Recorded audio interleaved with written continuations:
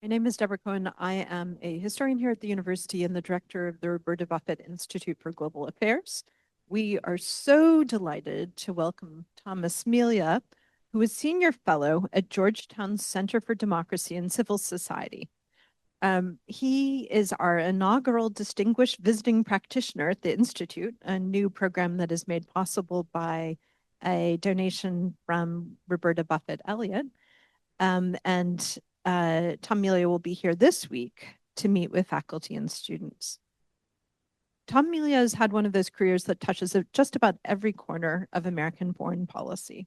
He started off as a young staffer to Senator Daniel Patrick Moynihan, and from there built a 4-decade career that has taken him from the streets of Warsaw and the West Bank in the late 1980s and 1990s to the State Department and USAID during the Obama administration, and back to Capitol Hill, where he recently retired from a job as Deputy Staff Director of the Senate Foreign Relations Committee's Democratic staff. What ties all of Tom's work together is his focus on democracy promotion and human rights, which is a field that Tom didn't just work in, but really helped to build its foundations. At the National Democratic Institute for International Affairs, he was on the ground in Central and Eastern Europe before the Berlin Wall fell, working with emerging political parties and civic organizations in Hungary, Poland, Czechoslovakia, and elsewhere. He later directed NDI's Middle East programs, led Freedom House, and served in 2 roles in the Obama administration. Along the way, he has been a sharp analyst of the field of democracy promotion and democratization itself. I recommend to you, if you don't already know it, his 2006 essay in the American Interest, The Democracy Bureaucracy, the wonderfully titled essay, which is a lucid assessment of the kind of lack of strategic coordination, shall we say, in this enterprise as he assesses competing agencies, NGOs, and other players in the field. In 2021, Melia returned to the Hill, where he spent the last few years managing oversight of the State Department, USAID, NATO, the OSCE, and anti-corruption policy, among a wide range of other issues. So this is a remarkable breadth of experience, and we are so delighted to have him with us this week. He's going to talk to you for about a half an hour, and then we'll turn the rest of the time over to questions and answers with you all. So please join me in welcoming Tom Melia to the Buffett Institute. Thank you, Professor Cohen, for that overly generous introduction. I'm very pleased to be here today at the Roberta Buffett Institute for Global Affairs at Northwestern University. I want to say, before we get into anything more about journalism and its vital role as a fundamental building block of democracy, your widely acclaimed book, Last Call at the Hotel Imperial. It's a riveting account of the lives and work of a handful of American correspondents, foreign correspondents in Europe in the 1920s and 30s. It's no wonder that it won just about every award for excellence in historical writing when it was published in 2023. For those in today's audience who have not yet read this marvelous book, you are in for a treat when you do. It's fun and educational and important and relevant today. In fact, Last Call is a foundational work for anyone who wants to understand the interwar period, the existential tug of war then underway in the United States and Europe, over how to understand and maybe even deal with the rise of authoritarianism, fascism in Europe, and the horrific genocidal violence that your foreign correspondents saw coming. The book also illuminates one of the central questions today's journalists confront as they struggle to appreciate their role in describing the global information wars underway and the current administration in the United States. Just the facts journalism and two-sidesism versus explanatory journalism, news analysis and commentary. And we may come back to this distinction and this debate in a few minutes. I also want to give a shout out to Ambassador Professor Ian Kelly, who has disappeared into the crowd. Oh, there he is. Who first connected me to Northwestern a few years ago by inviting me into his classroom to talk about the role of foreign assistance in U.S. foreign policy. Professor Kelly is not only a graduate of this august institution and a PhD scholar of Slavic languages and literature, but along the way, he spent more than a couple of decades as one of America's premier diplomats, mostly in the wider Russia world or Soviet space. He was later ambassador to the Republic of Georgia at a fascinating, frustrating time for U.S. interests in the South Caucasus region. But I met Professor Kelly in 2010, when I was newly arrived at the State Department as a Deputy Assistant Secretary for Democracy and Human Rights, when he was our ambassador to the Organization for Security and Cooperation in Europe, the 57-nation body that emerged from the Helsinki Final Act of 1975. In that very first meeting, Ian Kelly tricked me into agreeing to lead a delegation to the preparatory meetings for the OSCE summit that was about to take place in Astana, Kazakhstan in early December 2010. What he hadn't fully explained was that Astana in December has about 4 hours of daylight each day, and the temperature never gets close to freezing. You'd have to be from Chicago to think that was not worth mentioning.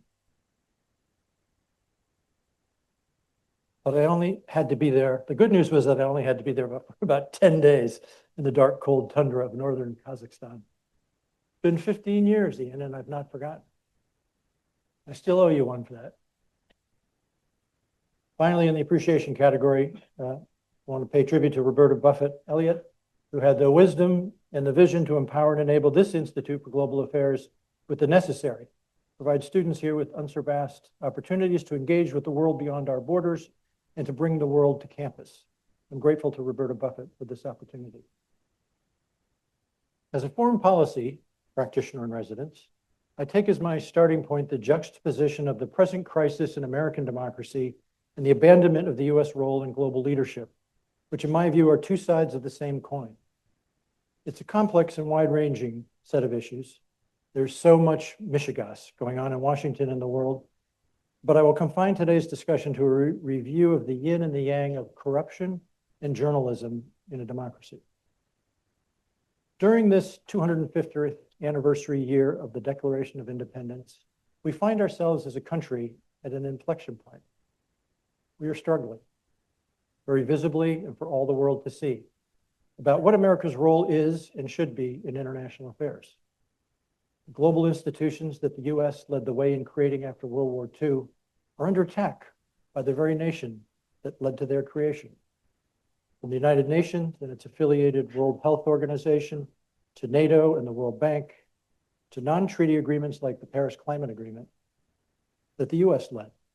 We're retreating from multilateralism and international partnerships more generally. Having emerged from the Cold War as the lone superpower, we have since lost our preeminence, even before the arrival of the present administration in Washington. The United States is today ever more conflicted and divided, while the rest of the world wonders if we will ever again be a reliable bulwark against global disorder, tyranny, and corruption. I agree with those who have described the current acceleration of this diminishment as a campaign to make America small again. One of the greatest advantages in world affairs has always been our example as an imperfect but self-correcting democracy, ever striving to form a more perfect union, in the famous words of the Constitution. Even more poetically, a recent president installed in the Oval Office a phrase popularized by Martin Luther King Jr. The arc of the moral universe is long, but it bends toward justice. Not inevitably or ineluctably, but if we humans work to make it happen, it is possible that the moral arc of the universe will bend toward justice. This has long been the motto and the posture of the United States. Imperfect and self-correcting, striving always to form a more perfect union. Now that reputation may be fading. It is fading. One highly respected assessment of the state of democracy in countries around the globe, the annual Varieties of Democracy, or VDEM report, led by Stefan Lindberg at the University of Gothenburg in Sweden, reported in March that the United States is quickly losing, and in fact, Lindberg says we have now lost our status as a liberal democracy. I was reminded in reading this year's report that a new verb, one that I had never heard at all until just a few years ago, has now come into common usage in scholarly and policy circles. The word is autocratization. This is dismaying. True, other countries have been autocratizing for a number of years. Freedom House has told us over the past 20 years each year that there have been more declines in democratic performance each year than improvements. Every year for 2 decades. So autocratization is the word for our times. like 1930s in Europe and beyond, described so well in Professor Cohen's book. I have spent most of the past 4 decades working in support of democratization in countries on every continent. For the first 15 years or so, in the late 80s and especially throughout the 90s, the wind was at our back. The fall of the Berlin Wall and the emergence of democratizing states in the former communist countries of the Soviet Union and Eastern Europe were the most dramatic and substantial. This had immediate spillover effects in Soviet client states, from South Yemen to Francophone West Africa, and the Lusophone states of Angola and Mozambique, where suddenly rulers, no longer backed financially and militarily by Moscow, sought a modus vivendi with their own people. And this generally led to the release of political prisoners and elections and rudimentary democratic institutionalization, and a new recognition of the value and the necessity of freedom of expression in a modern state. And yes, independent journalism emerged in various ways. So support to independent media outlets and training for new journalists was an important part of our foreign assistance throughout this period. Some scholars called this the 4th wave of democratic enlargement in the world. This was also the period that saw the end of apartheid in South Africa, the end of General Pinochet's military dictatorship in Chile, the departure of Ferdinand Marcos from the Philippines, the 1993 Oslo Accords that promised a settlement between the Israelis and the Palestinians and raised the prospect of a democratic Palestinian state. Going democratic was all the rage in the 90s. And after the turn of the century, and the US and its friends in the Western world, delighted at the opportunity to enlarge the family, pitched in to help in various ways. This was, as we can now see from our present vantage point, a moment, rather than a harbinger of a totally new world order. Not the end of history, but just another chapter in world history. A 12-year moment, the time between 11/9 and 9/11, when the United States reigned supreme. Everyone knows the date 9/11, when our world was turned violently upside down and our government and the world at large were suddenly transformed again into a posture of militarization and defensiveness and aggression against enemies real and imagined. The date 11/9 is less famous, but no less important. November 9, 1989 was the day the Berlin Wall was breached, suddenly and unexpectedly, and the end of communism in Europe was at hand. Between those dates, 12 years apart, 11/9 and 9/11, the US was quickly downsizing military and intelligence agencies, creating new vehicles for international assistance and democracy support, balancing the national budget, and promising taxpayers a post-Cold War peace dividend. We were a confident and generous nation. Pax Americana reigned supreme.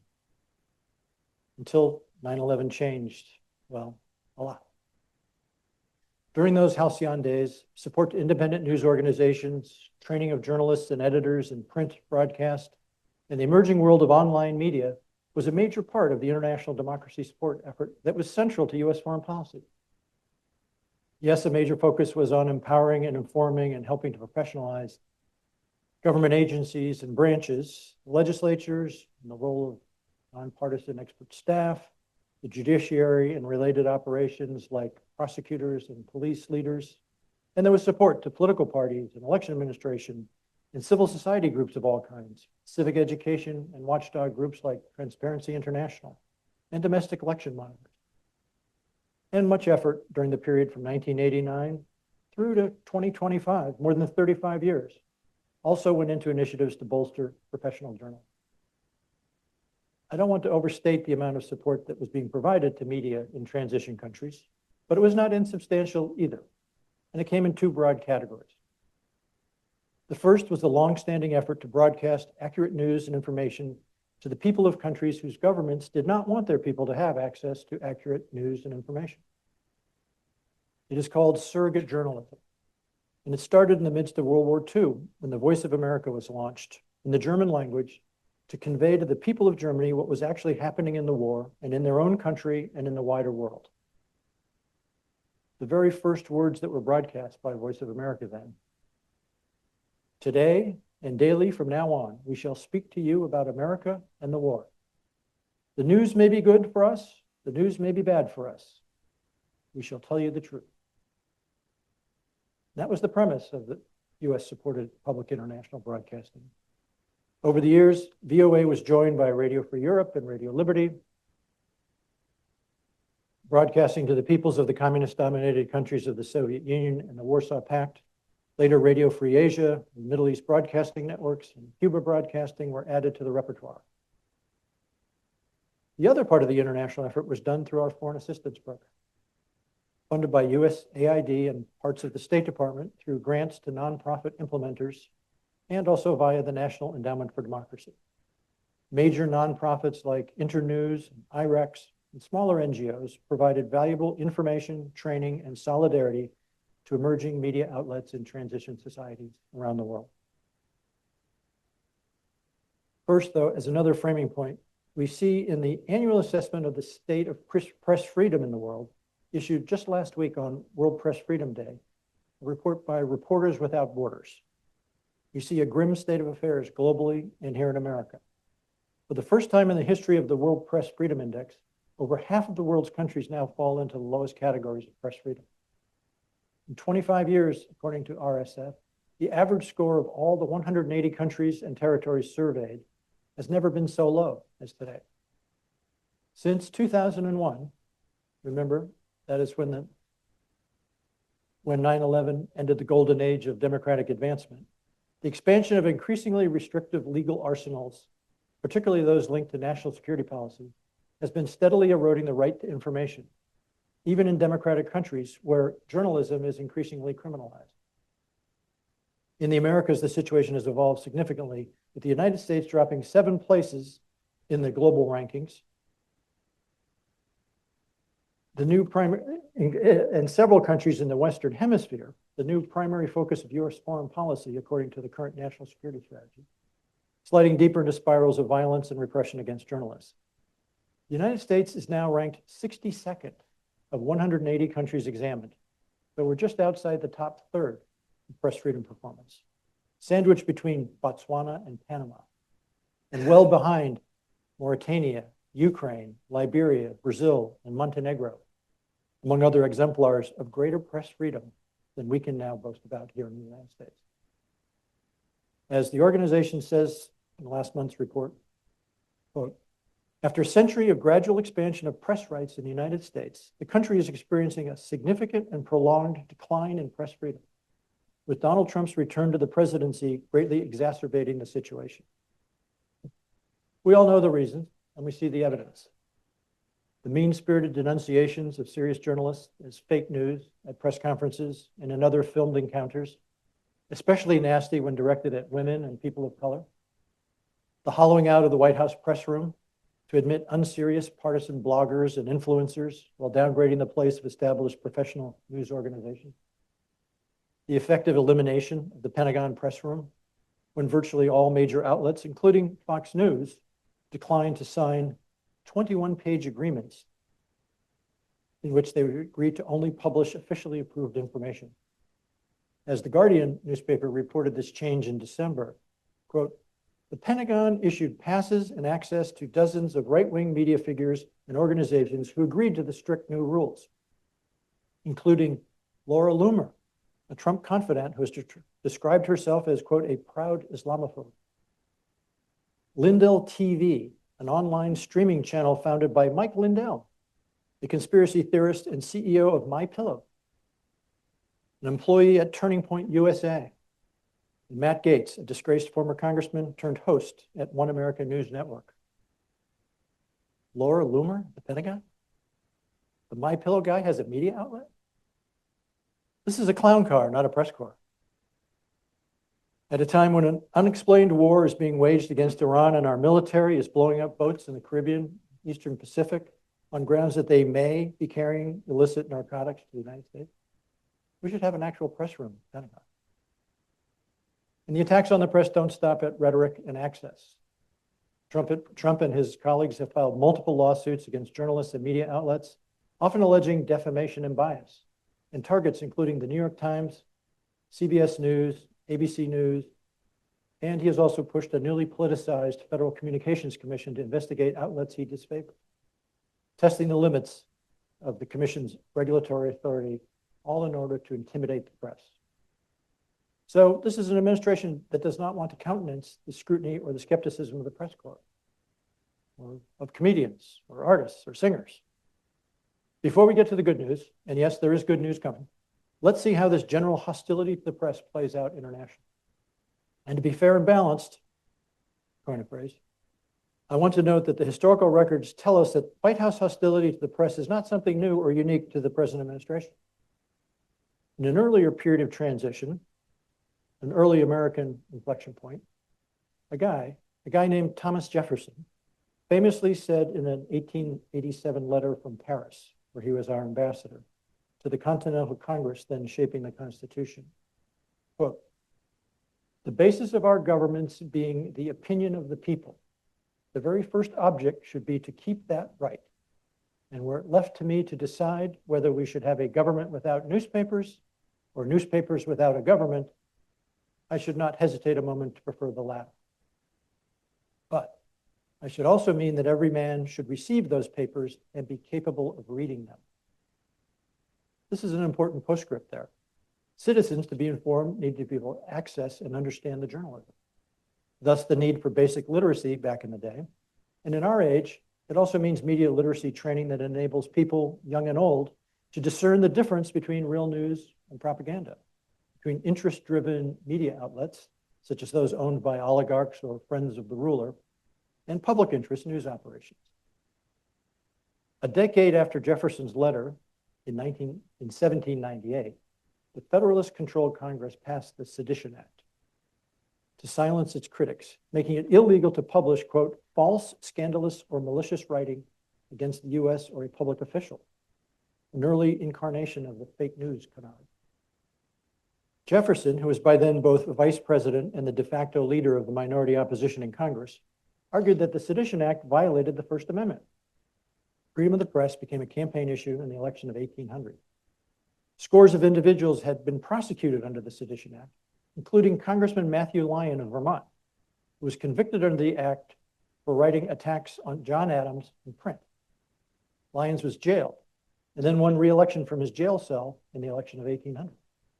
When Jefferson won the presidency, he said that freedom of the press would be a hallmark of his administration, and he issued a blanket pardon to every person convicted under the Sedition Act. So blanket pardons of a whole group of convicted felons? Jefferson was indeed a complicated person, though in this case, I think he did the right thing. Keep in mind that journalism was, as it was practiced in the late 18th century, was not done according to the code of ethics of the Society of Professional Journalists or the Associated Press style book. It was often tough and nasty, highly partisan, and very personal. Anything but objective and professional. Yet Jefferson thought it was necessary, even if it was not always a pretty thing. Which reminds me of something I learned in reading The Last Call at the Hotel Imperial. Did I mention this book? It's really good. Apparently, not all journalists are saintly paragons of virtue and democratic inclination. Fun fact, I learned on page 146, Professor Cohen writes that Trotsky, Mussolini, and Goebbels, too, had all started as journalists. So, who knew? So there are different career options after J school. Either strive for a Pulitzer or pivot and become a revolutionary or a mass murderer. There are various ways to gain fame. So let's return to my opening line about journalism and corruption in a democracy. While some observers maintain that the current administration has adopted a realist approach to international relations, there is much to suggest that it is something else, more about personal and corporate enrichment than enhancing our national security. Professors Alexander Cooley and Daniel Nelson write in a recent essay in Foreign Affairs, an article entitled "The Age of Kleptocracy," they say, especially in his second term, Trump has wielded U.S. foreign policy principally to increase his own wealth, bolster his status, and personally benefit a small circle of his family members, friends, and loyalists. The through line that brings a measure of coherence to the otherwise disparate and even chaotic policies of the current administration, apart from the misogyny and the racism and hostility to minorities, is, of course, the corruption. The grifting is happening in plain sight. the merch shop of MAGAware adjacent to the Oval Office, sometimes visible during television encounters, to assure potential customers of the online sales pitches that the stuff is authentic. The crypto scam called World Liberty Financial that has already brought the Trump family $1 billion in profit in the first year of 2.0. Title of one Wall Street Journal article on this is, "The Trump family business empire is growing. We mapped out 268 pieces of it." There is also the pay-to-play system of presidential pardons, where donors to Trump's campaign and personal projects like the ballroom have easy access to pardons for friends and relatives who have run afoul of the law and may even have pled guilty to their crimes. One of World Liberty's few publicly known investors is crypto billionaire Justin's son. Shortly after Trump took office in 2025, Sun invested $30 million into World Liberty, and an SEC investigation into him was subsequently dropped. In 2025, also, President Trump pardoned Changpeng Zhao, who had been convicted of anti-money laundering compliance failures after his company Binance helped enrich World Liberty Financial. The list goes on, but you get my point. The corruption is real, not nuanced or subtle or occasional. Now, we only know about most of this corruption because of the work of professional reporters at the Wall Street Journal, Bloomberg, the New York Times, the Washington Post, and other outlets large and small. Because, among other things, the US government is no longer investigating corruption by government officials.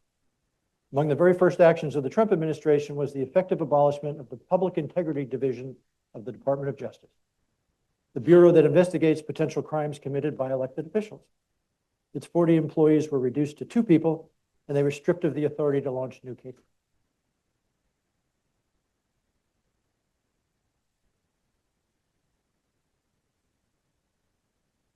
Two things happened 50 months ago that are relevant here. First, the collapse of foreign aid as we knew it. The data has now been compiled by the Organization for Economic Cooperation and Development, the OECD, and they have, in a report released last month in April, is unambiguous. Overseas development assistance from the developed world's donor agencies overall fell by 23% over 24. The United States last year was responsible for 3/4 of the decline in foreign aid worldwide. U.S. foreign aid fell by approximately $38 billion, a 57% reduction from the year before, the largest single-year reduction by any donor in the history of foreign aid. USAID dropped from roughly $63 billion in 2024 to just under $29 billion in 2025. What remains is some basic humanitarian and some global health financing. Virtually all support to promote democratic governance, human rights, the battle against corruption has disappeared altogether. All programs to bolster independent professional journalism have been eliminated, with the notable exception of those supported by the National Endowment for Democracy. The other thing that happened 15 months ago was the start of an effort to shut down all of the American surrogate journalism worldwide. A local TV reporter from Phoenix and a serial election denier named Kari Lake was put in charge of the effort to kill Voice of America, Radio Free Europe, Radio Free Asia, and the others. She tried to cancel grants and fired thousands of people, and has almost crippled these important news outlets. Here comes the good news. 4 things have happened that give me hope for a turnaround in the ongoing effort by the current administration to close down American soft power and support for real journalism in the world. Our judiciary, legislature, elections in America, and elections in Hungary. 4 things. From the start 15 months ago, lawsuits in federal courts have led to orders to restore some of the funding and keep certain activities and programs authorized by Congress, including the operation of much of the international broadcasting family of outlets. So while Kari Lake and her colleagues have tried to kill Radio Free Europe, Radio Free Asia, Voice of America, they're still alive. On life support perhaps, but still alive and able to resume operations if and when. And so the courts have kept them alive. And then in January, just a few months ago, beginning of this year, a year into the present administration, some subtle bipartisan pushback appeared in Congress. Republican-led appropriations subcommittees in both chambers led the way, funding important parts of our soft power foreign policy apparatus that some in the executive branch have been seeking to kill. Congress quietly restored funding to the National Endowment for Democracy, to the U.S. Agency for Global Media, which is the umbrella over the international broadcasters, and other specific foreign aid initiatives or foreign policy initiatives. No doubt the federal courts will continue to play a role during this year, refereeing the running battle between the branches. Whether a coalition of Republicans and Democrats can salvage some of the modern soft power tools supportive of values-based foreign policy remains to be seen. The third reason for hope is that elections in America are coming. Now, as the policies of the Trump administration have become unpopular, there's a brazen and crude attempt underway to tilt the playing field further to make it more and more difficult for the Democratic opposition to win back control of one or both chambers of Congress. The gerrymander wars, abetted by and aggravated by the really bracing decision by the Supreme Court to strike down the key portion of the 1965 Voting Rights Act. The fundamental rationale of the Supreme Court to do so is that, quote, racism is a thing of the past. A remarkably false assertion at a time when the U.S. government at the most senior levels is pursuing racist policies. Look at assignments and promotions in our military, the dismissal of Black officers and female officers. Look at the rewriting of national history at national parks and museums to erase references to slavery, to Jim Crow, and yes, systemic racism. Most alarmingly, perhaps, in the U.S. immigration and refugee policies, to shut out refugees from war-torn parts of the world, to end temporary protective status for people from African countries, Afghanistan, and Haiti, while asserting that white Afrikaners from South Africa are victims of a purported genocide and thus should be provided 98% of the refugee quota this year. 98% of all refugees in the past year have come from South Africa, and they're white South African. So the Supreme Court's perception that racism in America is a thing of the past, I think, is misguided. Fourth reason I have for hope is what happened in Hungary last month. I was there as an international election monitor for the Organization for Security and Cooperation in Europe, a place where Ian Kelly was our ambassador once upon a time. There have been 10 post-communist elections in Hungary since 1990. Viktor Orban and his Fidesz party have won 5 of those 10 elections. Now, I was there in 1990, staffing a guy named Walter Mondale, former vice president, when he led an international delegation to monitor the 1990 elections. And so I've been tracking Hungary for a long time now. So it was kind of a back to the future experience for me last month to go back as part of a team of 360 international observers to watch these transformative elections. Since Viktor Orban came back into power in 2010, 16 years, he and his colleagues with a 2/3 majority in their parliament could rewrite the Constitution at will.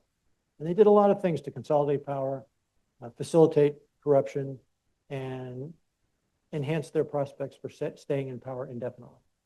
Among the things they did was create a media supervisory council that would make it harder and harder for independent broadcasting outlets to stay afloat in Hungary. Orban's friends and allies purchased scores, actually hundreds, of local newspapers and radio stations around the country.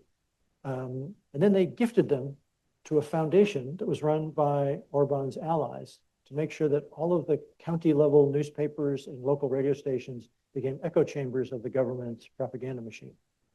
And there was a number of other things done to control the election process and the election results. I'll give you one example among many.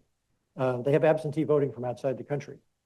Hungary, as you may know, is a small country in the middle of Europe. After World War I, it was shrunk by the Allies in part of the Versailles process.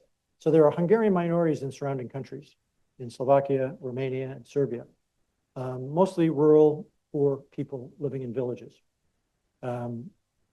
Orban's government has given those people passports, said whether you've ever set foot in modern day Hungary or not, you are a Hungarian citizen and you can vote in our election. And they provided some small benefits to people in those villages through community associations that are tied to Budapest's governing party. And so those community associations also distribute the ballots for those people to cast mail-in votes. And then they gather them up and they deliver them to Budapest after making sure that the people have marked them correctly. On the other hand, if you are a person born in Hungary and you migrated west into the rest of the European Union as a student or to find work, they make it very hard for you to vote. So it's extremely easy to vote if you're an ethnic Hungarian on the east of Hungary. It's very difficult if you're a Hungarian-born person in Europe. In those cases, you have to go to the embassy in the capital city of that country in order to cast the absentee ballot. So the absentee ballots tend to come in largely for Fidesz and for the government party. That's just one of the many ways in which they blatantly manipulate the election process to advantage the incumbent party. 85% of the media and 85% of government advertising in media outlets goes to these government-affiliated enterprises. The reason that citizens in Hungary knew about the corruption that was dominating their government and guiding their government was because of a very small number of investigative journalism outlets that were mostly crowd-funded or basically crowd-funded nonprofits with 2 or 3 or 5 reporters exposing the corruption of the government. In fact, one of the explosive exposés that came to light just before the election, 3 or 4 weeks before election day, was that one of these independent outlets, and a reporter named Szabolcs Pani, who I've known over the years, he had leaked to him audio recordings of the Hungarian foreign minister talking on his cell phone to the Russian foreign minister, Sergei Lavrov, from Brussels. As he would step outside of European Union meetings, he would step out in the hallway and he'd call Sergei Lavrov in Moscow, tell him what was going on, ask for talking points that he could bring back into the meeting on behalf of Moscow, and continue to obstruct the European Union's efforts to provide financial and other assistance to Ukraine. These audio recordings somehow were leaked to this independent journalist who published them. And he was quickly accused by the government of being a spy for Ukraine. And they began prosecution of this investigative journalist. But the story was out. It was viewed by a million people in Hungary, a country of 10 million people. 1 million people viewed his story about these damning phone calls between the foreign minister and the Russian foreign minister. And there was a series of other things like that these plucky little investigative journalists were able to surface that helped influence the outcome of the election, in which the 2/3 majority that Fidesz had became a 2/3 majority for the new the opposition party that is now, as of Saturday, formed a new government. So investigative journalism can make a difference, even in the most difficult circumstances when you think it's hopeless. And that's how I want to conclude by saying that even in dark days, even when it seems hopeless, when it seems difficult, commitment to purpose and commitment to real journalism, it's like a candle in the darkness. People will see the real stories. Even if there's a lot of darkness and a lot of noise, a lot of disinformation and propaganda, people will tend to be able to figure out what the truth is if it's surfaced by a journalist. And so I'll conclude with that, and I'll be glad to take your questions and reactions. Hi, thank you so much for speaking with us today. I'm a senior at the J School here, and I'm actually moving to DC after graduation to work in network journalism at CBS. But you heard me talk about the wider range of possibilities for J students. Yes. My question was, you talked a bit about the golden age of democracy and this wave that came in the 90s. And I guess my question is, as we look back on these past few months, this current administration has, took Maduro out of Venezuela just to keep Delcy Rodriguez in power, not really to endorse Marina Corina Machado. They've interfered in Iran in this war that shows no signs of stopping, even though they talk about taking out 50+ regime members, but the regime very much still seems intact.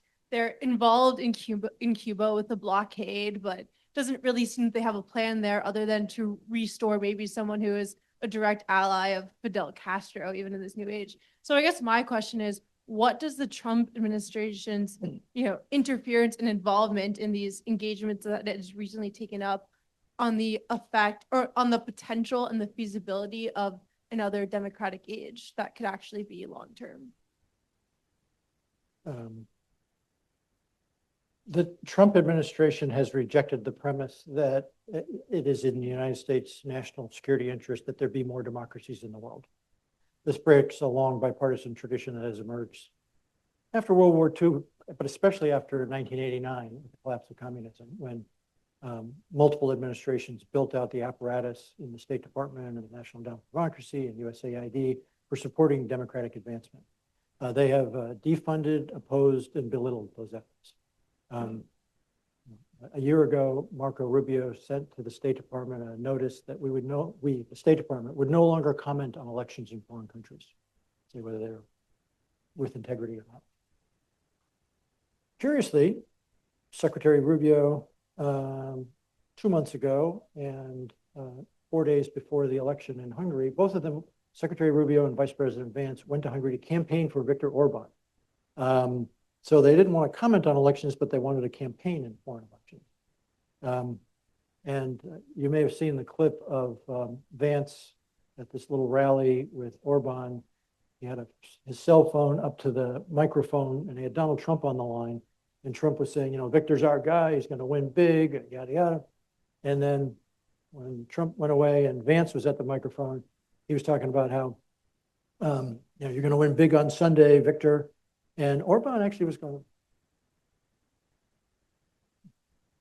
he had his own polling. He knew which way the wind was blowing. And so he knew he was going to lose. And the question was whether he was going to acknowledge it or not.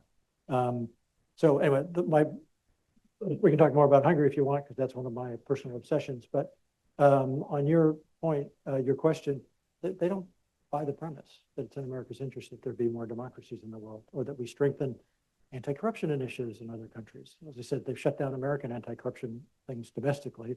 They've defunded the watchdog groups in other countries like Transparency International. So they're not for democracy. They are for corruption, and it's pretty straightforward.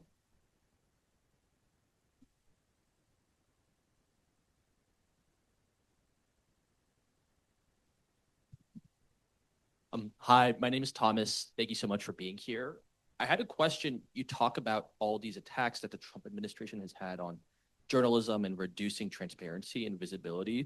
Mm-hmm. But I'm curious as well, in this new age of social media and technology, and in ways the Trump administration has been using it so, I'd say maybe effectively or more than ever before. How do you reconcile that view that in some ways they've been attacking journalism, but also been some of the most visible administration in a long time? Well, social media posts and assertions by, say, the White House press secretary are not journalism. They're declarations, they're assertions, they're often not true. So yeah, they're very active in filling the information space. That's true. But it's often hard to figure out where the truth lies in the avalanche of stuff coming at you.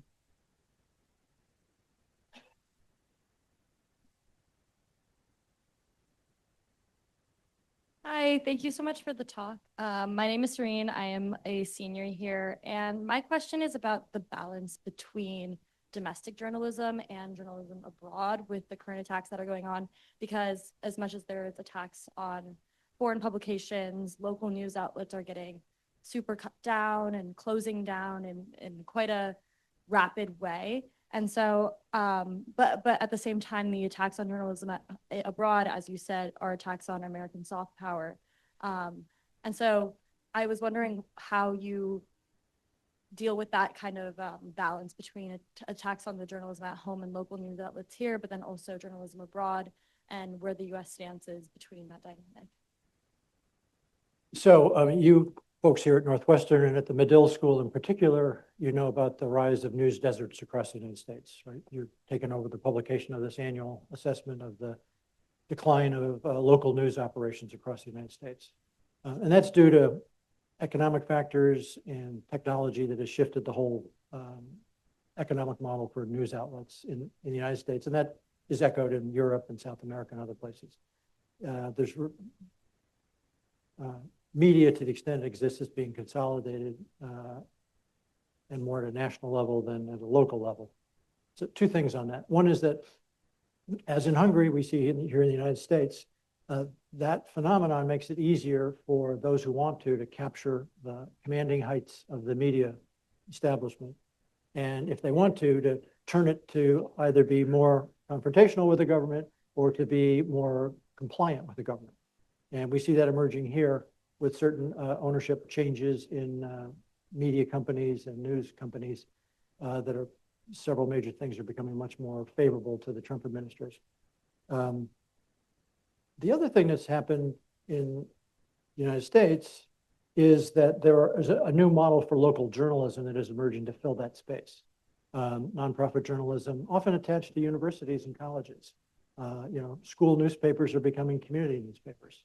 And I think with the support of readers and others who want to support news outlets, as well as larger philanthropy, I think there's we're kind of at a crossroads now. We don't know exactly how this will resolve over the next decade, but there's a chance that there'll be a new model for local news that might survive and fill those gaps.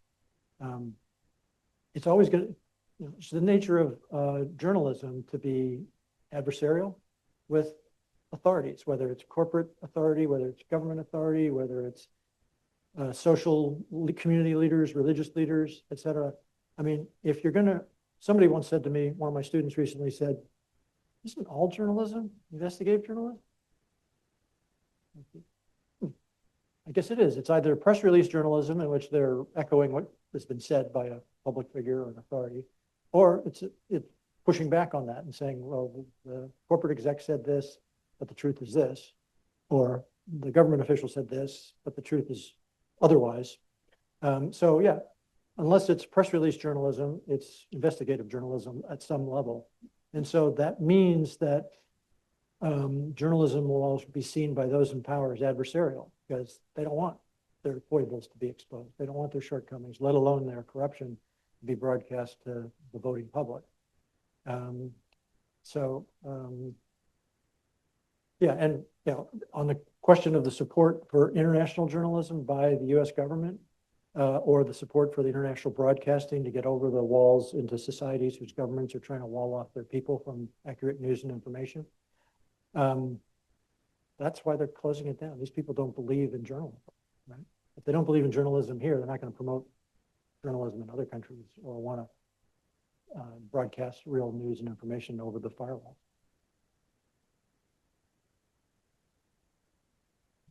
To the extent that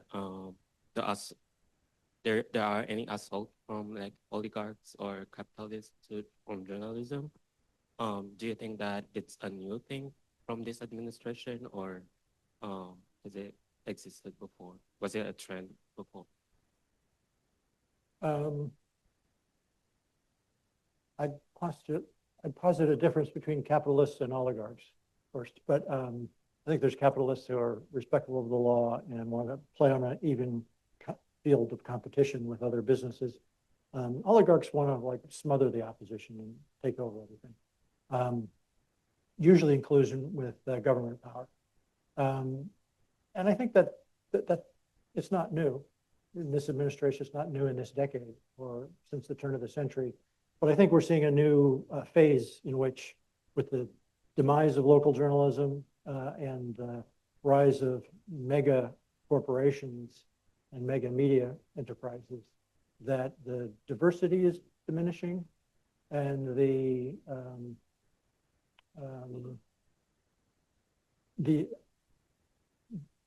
adversarial, what we're confronting now is potentially an effort to end the adversarial relationship between news media and government.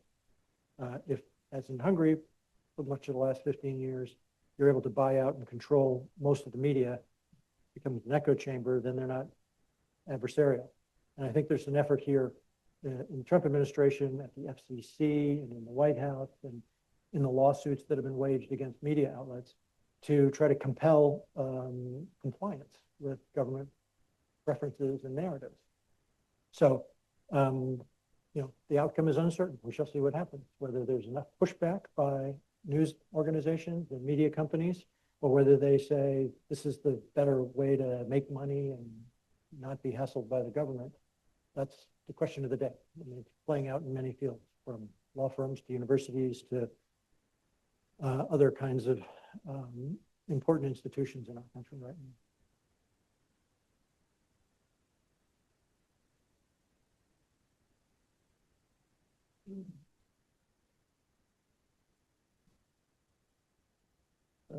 Richard Frederick, thank you for the presentation.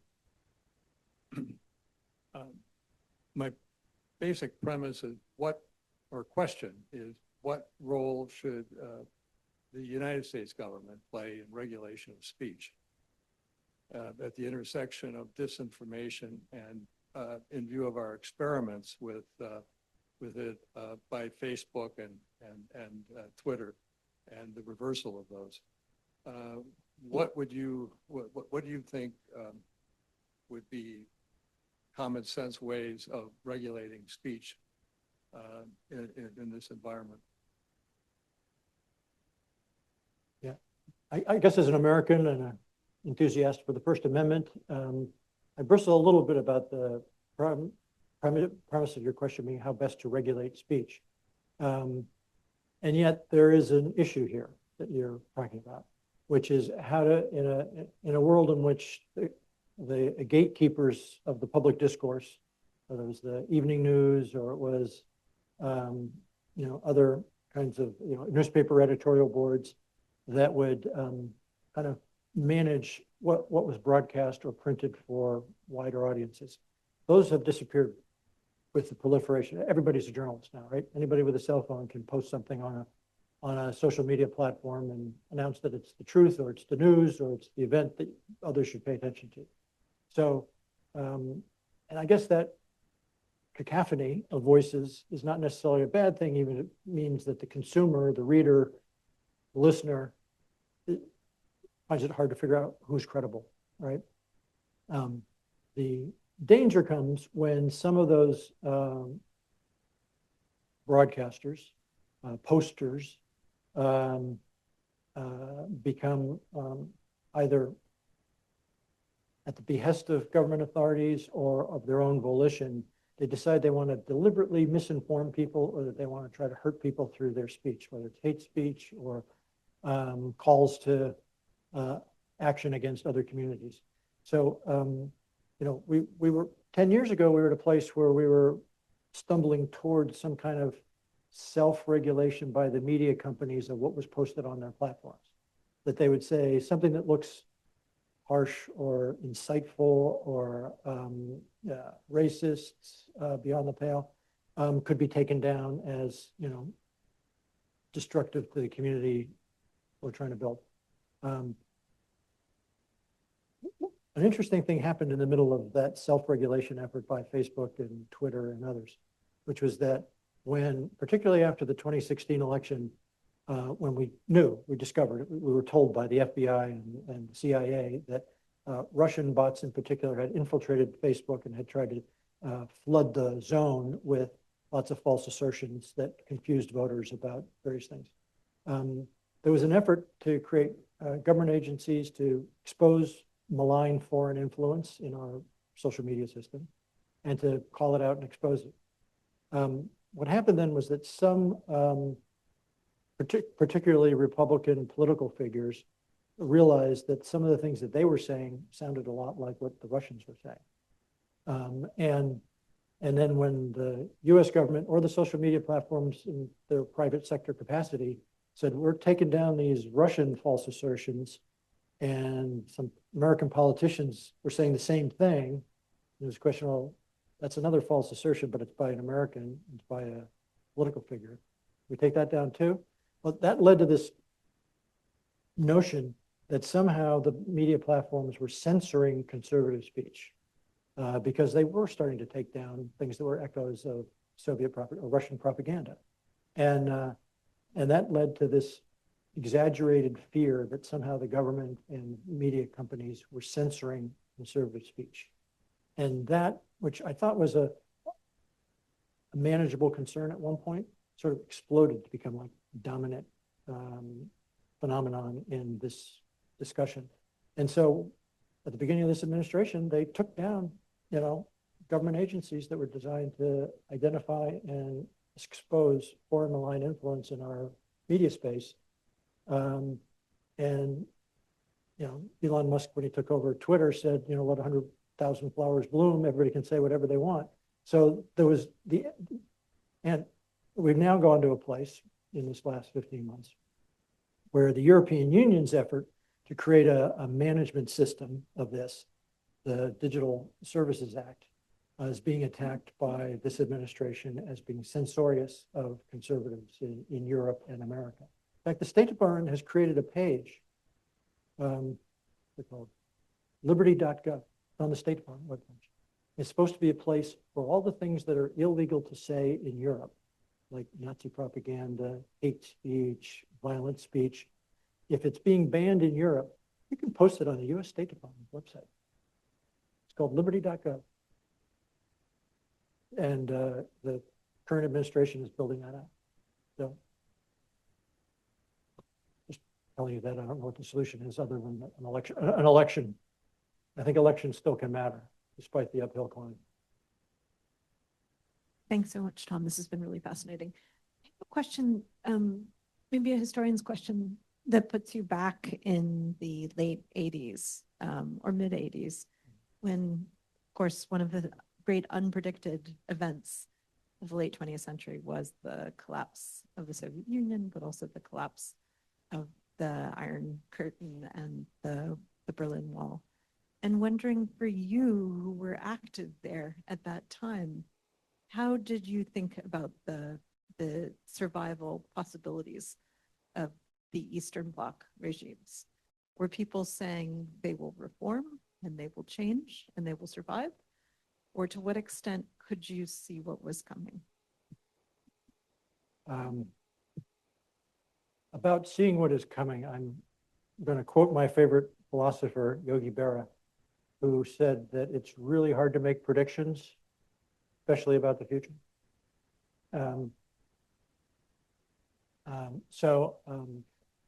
When I was 30 years old and not speaking any Eastern European languages and wandering around from Prague to Budapest to Moscow and Warsaw, I didn't see any big picture trends. I was responding to very specific opportunities and requests for assistance, information, solidarity, rarely funding. People didn't really want funding. They wanted to be heard. They wanted to find out what other people had done. They wanted to find out what was going on in other parts of the world. And so what we were doing in those days was really brokering information exchanges, either by bringing people from these countries to places that had gone through transitions like Spain and Portugal or Greece, so rather than to the United States, because the American model then as now is not often a useful point of reference for people in small, more ethnically homogeneous countries. So I was just riding the tiger, trying to stay afloat, running around, connecting people and information. In retrospect, as I tried to indicate in a couple points in my remarks, I mean, we look back and we can see that what seemed like it was a unidirectional transformation turned out to have a lot more undertow and a lot more bounce back or reactions from parts of society, some of which is corporate and, due to moneyed interests, some of it due to ethnic or religious or identity interest, some of which is due to opportunism. So what I don't think we fully appreciated then was how many different sorts of characters were in the mix in the transformation in Bulgaria or Albania or Hungary. And I wish I had been a better prognosticator, but if there were poly markets back then, I would not have made any good bets. A couple more. Hi, on a different note, can you give us your favorite memory from working with Senator Moynihan?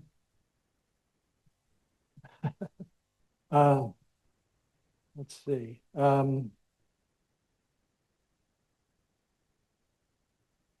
you two things. One is that he was a brilliant man, a polymath, a Renaissance scholar, an insomniac who would stay up all night reading all kinds of journals and parts of books and stuff, and every day would come in with lots of ideas that seemed sort of random, and ask us to do research on them. When I left the Senate at that point in 1986, I remember talking to people at the Library of Congress, who we had dealt with a lot in terms of asking for research and books and fact checks and things. And they said, you know, Moynihan's office uses the resources of the Library of Congress more than any other office in Congress except for one. I thought, oh, that's interesting. Which is the other one? It was Edward Kennedy's office. And so I thought, that's really interesting. I mean, Moynihan was a scholar and a writer, kind of a prolific writer on lots of different subjects. And Kennedy was less famous for that, but he was also a serious legislator and wanted to get the facts right on things that he was saying and doing. So, there was that. One day, somewhere in 1984 or so, the senator secretary said to me, the senator wants you to go with him to the White House. Which didn't often happen. Maybe had never happened. And I said, why? Isn't he going to like a Social Security bill signing? I mean, I'm not involved in Social Security stuff. And so I went and I asked the chief of staff, why does Senator want me to go with him to the Rose Garden for this ceremony? He said, because you haven't gotten arrested yet.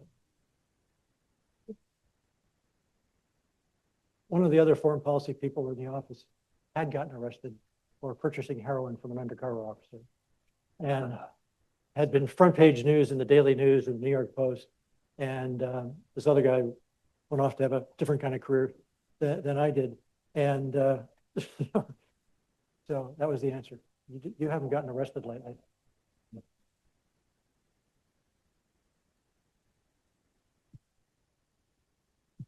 Hello, my name is Jennifer Gerard, and I work in our International Relations Office here at Northwestern.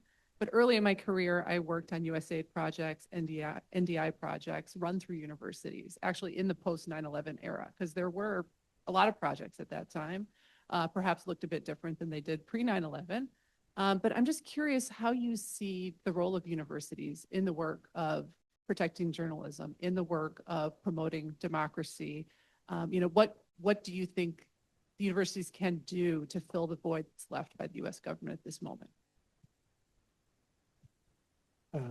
There are three answers to that. The first is that in those early days, from the mid-'80s through turn of the century, I often felt like scholars who were immersed in the countries and regions that I was going into were not much help, because they were experts on how things came to be the way they are.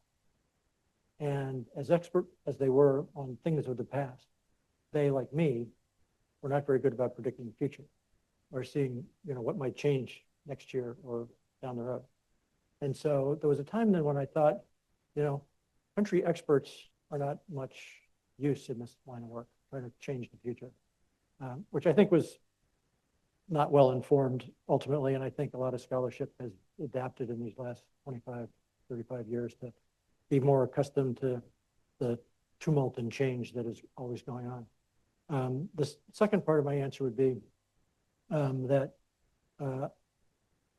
universities that in various parts of the world have often been key bastions of democratic ideas and potential for conveying democratic ideas to younger generations, even in repressive places where governments didn't always know what was going on in classrooms. Related to that is the role of exchanges, where students and faculty and other young people over the years, funded often by U.S. government programs through the State Department or other places, people have been able to go see other parts of the world, including the United States. And I think that has helped inform a lot of people in a lot of countries around the world. And universities are key players in that. And the last thing I would say is that what we now have seen, and Hungary is a case in point, and the United States is another case in point, efforts by governments to suborn the independence of universities and try to tell them what they should teach, ultimately try to have them teach official narratives about history, about policy.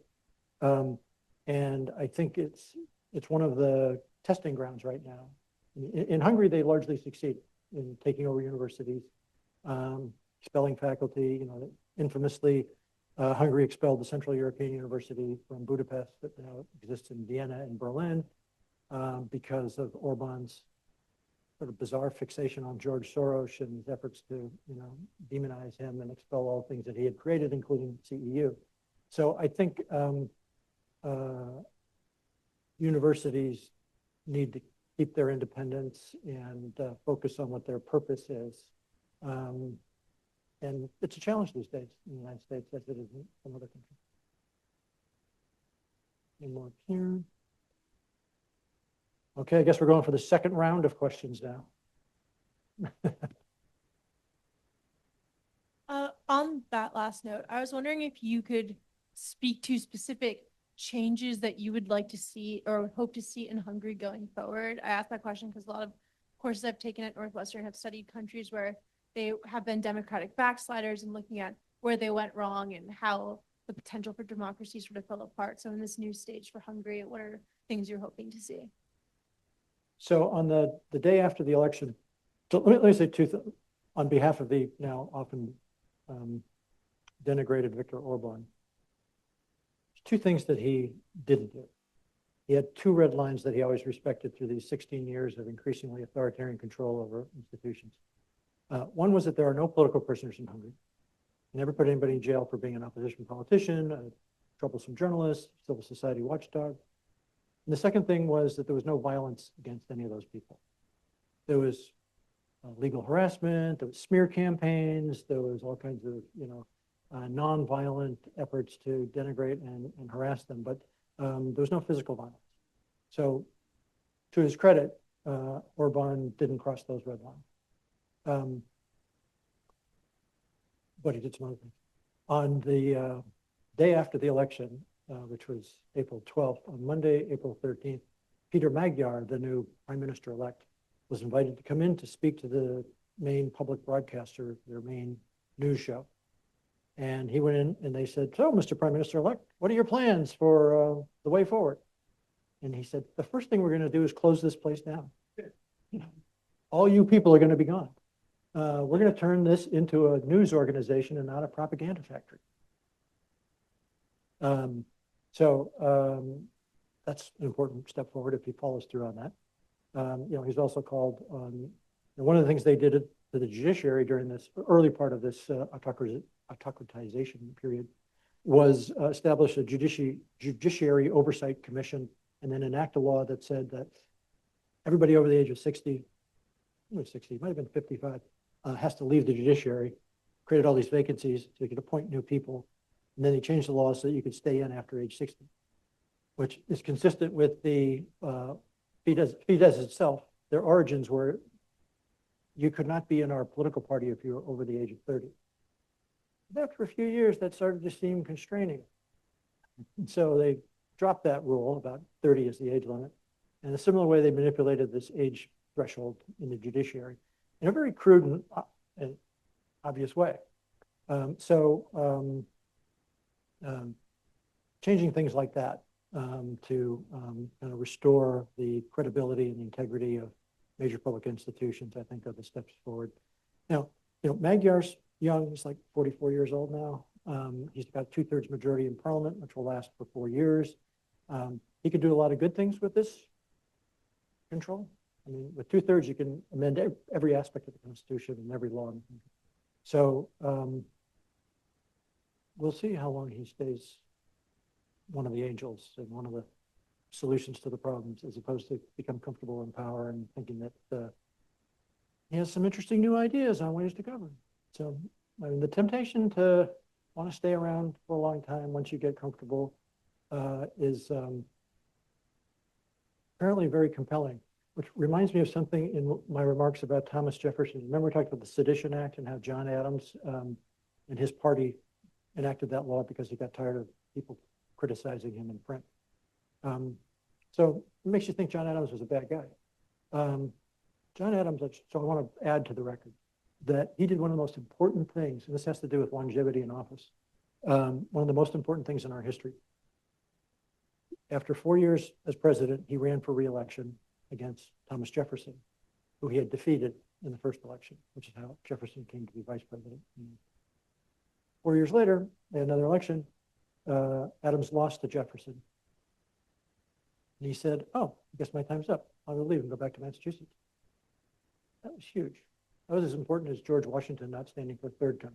For Adams as president to say, I lost an election, I'm going to leave, an election that I ran in, was a huge contribution to the early stability of our democratic system. I want to make sure that we give fair credit to John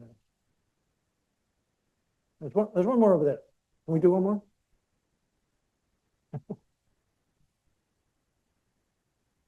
And I can stay around and talk afterwards more informally. Okay, thank you. My name is Edward Ochi. I'm an attorney and I litigate in the First Amendment area, hence my interest in your presentation. And thank you very much for it and for hosting these. I understand the concentration of wealth and its assault on journalism and administrative governmental assault on journalism. But there's another facet that I'm becoming more aware of as a very virulent assault on journalism, and that is the civil defamation suit. Mm-hmm. Trump filed one. Kash Patel has filed one. Mm-hmm. And so forth. Have you any insight into that? And wouldn't this make a wonderful book for you two to collaborate on? Well, there's a lot of people smarter than me that are, know this area very well. Called SLAP.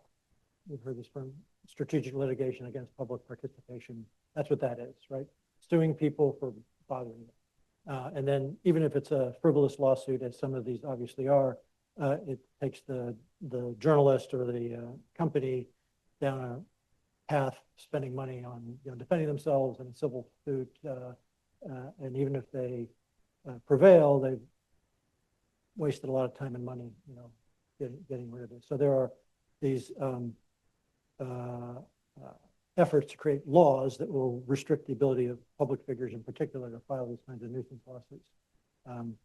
But until we have a Congress and state legislatures that are willing to enact those kinds of laws that restrict the ability of public figures to abuse the legal system. Sure. Oh yeah, no, it does. Because they don't want to spend the time and money in harassment. Yeah, it's as part of a broader campaign to harass journalists and their employers. That's part of the deal. Yeah. Thank you all very much.